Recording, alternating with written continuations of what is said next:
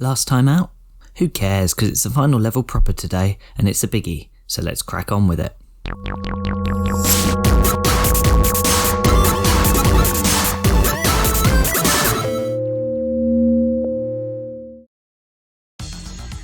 I'm not confident at all about this level. It's massive and has some odd mechanics, like these badniks that try and catch you in their laser nets. The Wi-Fi is just awful.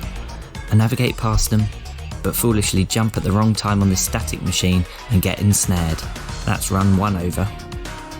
Attempt 2? The less said about this one, the better.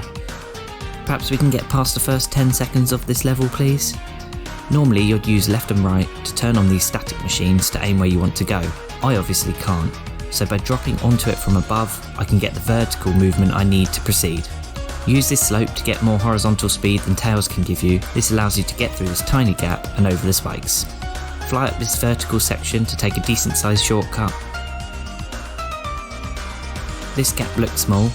Take out the sentry bug and use these springs to move on. Unlike Stardust Speedway, you don't need to direct Sonic here and a jump will suffice. But it leads to a section requiring a right press. That's our first movement. A real shame, but we're doing much better than I ever expected on this level. The next room is tall with lots of static orbs. This section requires fairly precise jumps between the orbs, or face falling back to the bottom of the room. I thought this would be impossible, but I get on this run and I actually make it to the top without moving. Incredible. Once again, a portion of the map can be avoided by flying up here. Another tricky section with these orbs, but this too can be brute forced. Next is a section that will give casual players a rough time. The floor is sticky, so you must clear the narrowing gap while staying in the air. Horizontal momentum is no help here. I lose all my lives and I'm sent back to the beginning. Now that's nothing new in this challenge run, but I don't normally highlight it. This time is different. When I reach this section again, you know, the part with the only movement of the level so far, this happens. So we're back to a no movement run. Amazing. Then I do this. Hey, I'm loving this lucky streak we're on. I pull it off on the other side of the moving walkway too. But then, the familiar scent of failure. This corridor is too narrow. Nope, no way through. Back up to one movement.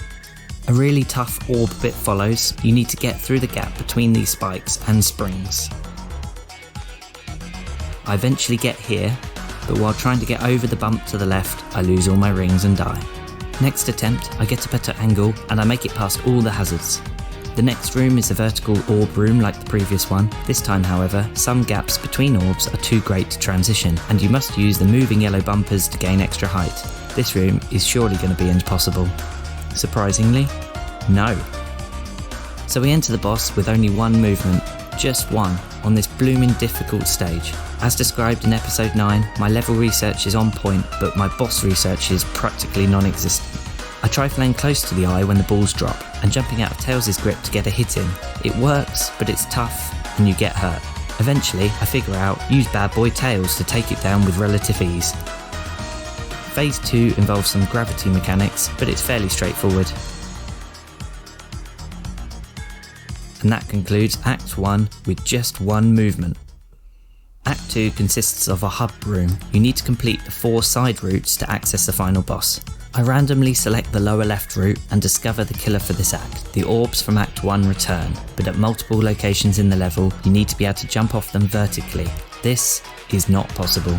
The incredible Billy Bob did manage to do this in his no left or right press run, but he was using knuckles and the trick involved gliding. Basically, we're Anyway, I'll highlight some best bits, aka highlights. This section required a tricky jump to reach the orbs and escaped an infinite running loop.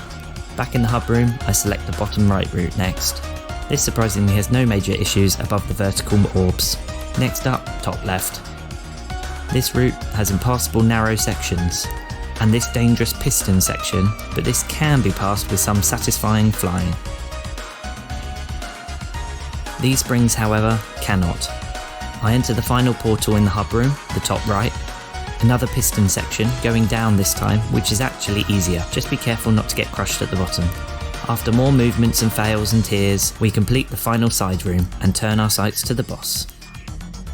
It doesn't take much time to realise this will not be possible. Now, Robotnik harnesses the power of electricity for this battle. If you had a Thunder Shield, I would be immune. It would be a super tough fight, but there is a slim chance of it being possible, but I cannot go to the dark place of resetting. Maybe I'll attempt it when the Sonic fatigue wears off. So we take out Robotnik for the final time of the game, I think. Robotnik lights up